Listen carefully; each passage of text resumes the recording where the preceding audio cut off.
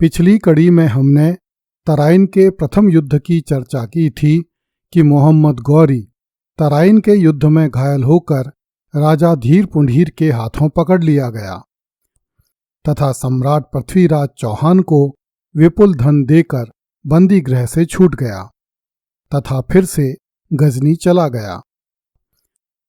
गजनी पहुंचने के बाद पूरे 1 साल तक मोहम्मद गौरी अपनी सेना में वृद्धि करता रहा।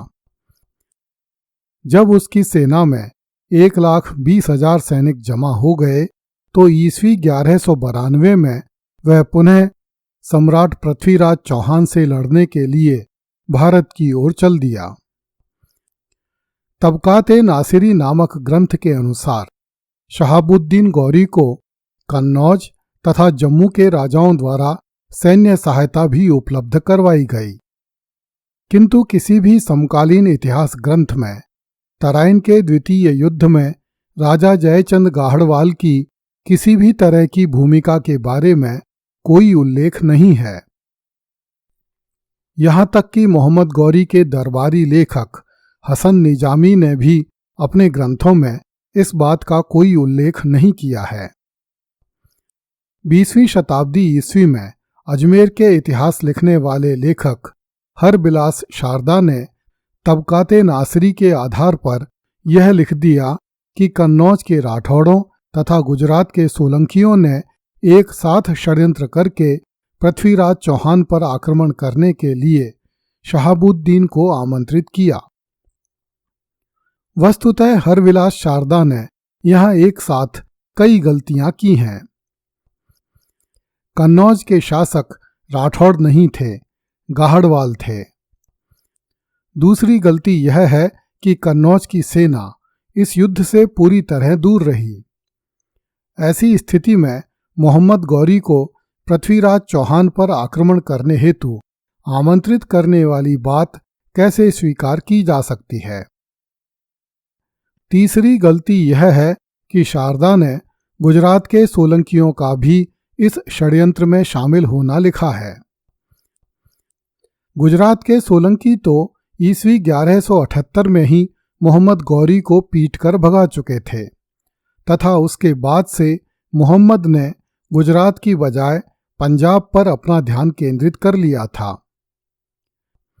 ऐसी स्थिति में गुजरात के चालुक्यों को क्या आवश्यकता थी कि वे मोहम्मद के साथ षड्यंत्र में सम्मिलित होते।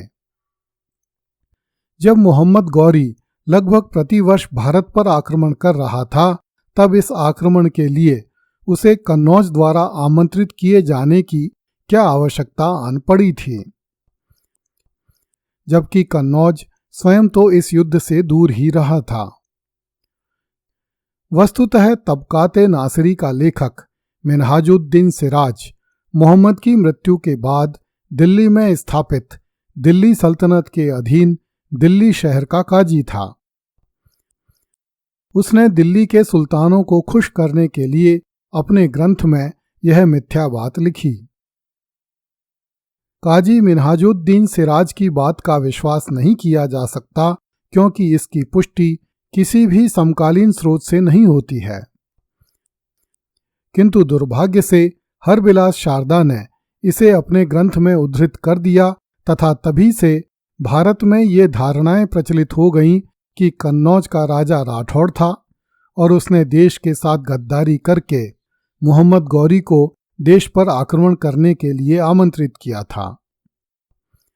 वस्तुतः सम्राट पृथ्वीराज को धोखा कन्नौज या गुजरात के शासकों ने नहीं दिया था।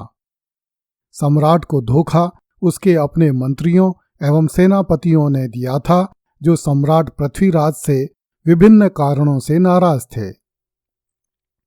जब मोहम्मद गौरी लाहौर पहुंचा तो उसने किवामुल मुल्क को अपने दूत के रूप में अजमेर भेजकर सम्राट पृथ्वीराज से कहलवाया कि वह इस्लाम स्वीकार कर ले और गौरी की अधीनता मान ले। सम्राट पृथ्वीराज चौहान ने उसे प्रत्युत्तर भिजवाया कि वह गजनी लौट जाए, अन्यथा उसकी भेंट युद्ध क्षेत्र में होगी।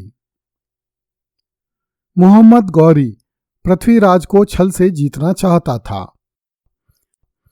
इसलिए गौरी ने अपना दूत दोबारा अजमेर भेजकर कहलवाया कि मैं युद्ध की अपेक्षा संधि को अच्छा मानता हूं, इसलिए मैंने एक दूत अपने भाई के पास गजनी भेजा है। ज्यों ही गजनी से आदेश प्राप्त हो जाएंगे मैं स्वदेश लौट जाऊंगा तथा पंजाब, मुल्तान एवं सरहिंद को लेकर संतुष्ट हो जाऊंगा। इस संधि वार्ता ने पृथ्वीराज को भ्रम में डाल दिया। फिर भी पृथ्वीराज कोई संकट मोल नहीं लेना चाहता था, इसलिए वह स्वयं सेना लेकर तराइन पहुंचा। 16वीं-17वीं शताब्दी ईस्वी के लेखक फरिश्ता ने लिखा है कि राजा पृथ्वीराज अपने साथ 5 लाख घुड़सवार तथा 3000 हाथी लेकर युद्ध के मैदान में पहुंचा। यह संख्या बहुत अधिक है, इसे स्वीकार नहीं किया जा सकता। विभिन्न लेखकों के अनुसार उस समय सम्राट के पास बहुत कम सेना थी। अधिकतर सेना सेनापति स्कंद के साथ थी, किंतु वह सम्राट के साथ युद्ध क्षेत्र में नहीं जा सकी। इस पर राजा पृथ्वीराज अपने साथ उपलब्ध सेना को लेकर तराइन की ओर बढ़ा। पृथ्वीराज का दूसरा सेना अध्यक्ष उदयराज भी समय पर अजमेर से रवाना नहीं हो सका। पृथ्वीराज का मंत्री सोमेश्वर, जो युद्ध के पक्ष में नहीं था तथा कुछ समय पूर्व ही पृथ्वीराज के द्वारा दंडित किया गया था, वह अजमेर से रवाना होकर शत्रु से जाकर मिल गया। जब राजा पृथ्वीराज की सेना तराइन के मैदान में पहुंची तो भी संधि वार्ता के भुलावे में पड़ी रही। उधर मोहम्मद गौरी ने छल से सम्राट पृथ्वीराज चौहान को पराजित करने का निर्णय लिया। उसने अपनी सेना के 5 विभाग किए। 4 भागों को भारतीय सेना पर चारों ओर से आक्रमण करने का काम सौंपा गया तथा एक बड़ा हिस्सा आरक्षित रखा गया ताकि संकट के समय काम आ सके अथवा पृथ्वीराज की भागती हुई सेना की हत्या कर सके। अगली कड़ी में देखिए, मोहम्मद गौरी ने पृथ्वीराज के शिविर को बूचड़खाने में बदल दिया।